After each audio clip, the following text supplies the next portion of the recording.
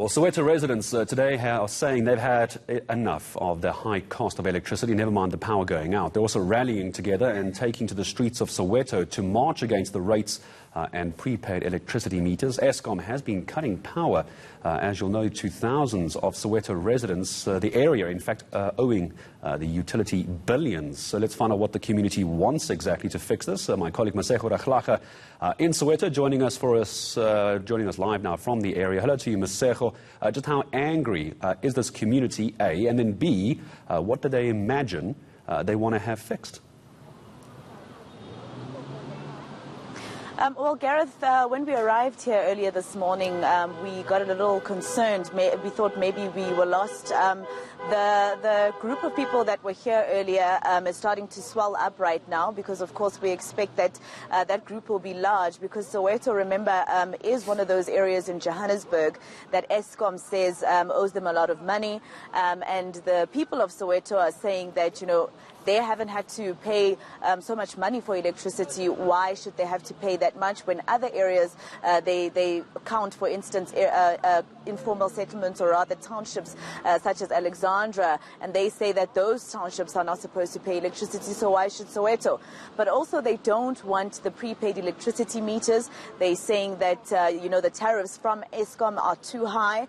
Of course, they complain, like the rest of South Africa, that Eskom is one of those parastatals that have actually been embroiled in a lot of corruption, state capture, Gareth, and they're saying that the more you know, energy regulators such as NERSA allows that Eskom brings the tariffs up, makes it even more difficult for South Africans to trust government when it comes to that. But I do have a guest with me, Gareth. His name is Tami Hukwe. He's one of the community leaders.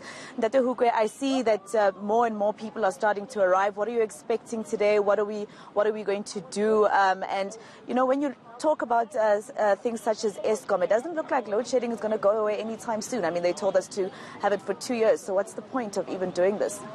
Yeah, well, we are meeting here today with different communities, not only Soweto, in fact, but from different parts of Gauteng, but mainly to come and solidify or bring solidarity to the community of Soweto, that we feel that it has been attacked by the big bosses that have captured Eskom. So we are here to pledge our solidarity to them and also to say that Eskom must not be privatized, but it must remain a state-owned entity.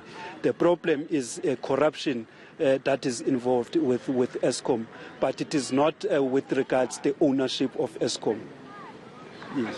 So, Abu Tami, one of the demands, like I was saying earlier, one of your demands is that you want an end to load shedding. Yes. Of course, all South Africans would like to see, you know, the lights kept on all the time.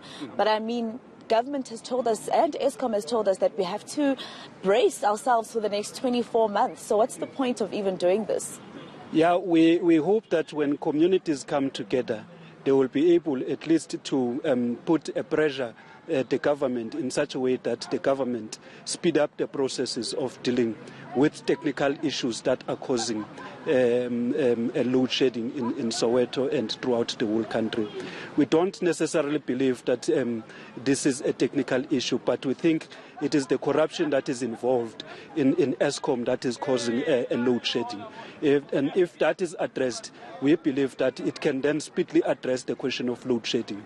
So according to us, load shedding is not really a question of technicalities, or, but it's a question of the corruption that is involved in Eskom. Okay, just very quickly, give us a synopsis of what we're going to do today. Are we going to be walking around the streets of Soweto, rallying other community members to join in the rally? Today, communities will bring together our minds. We'll talk amongst each other and try to devise some kind of strategies that will help us to come up with forms of mass actions that will actually make sure that the government does respond to us according to the way in which we want them to respond to our demands. Thank you, Butami.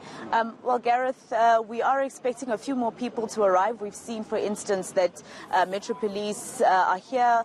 Also, the SAPS is here. So we are expecting the group to swell up, but I'll have more for you when we speak again at around 11. All right, and looking forward to it as well. As this march gets underway later, ENCA will be live there in high definition with my colleague Masego Raghlaga live from Soweto.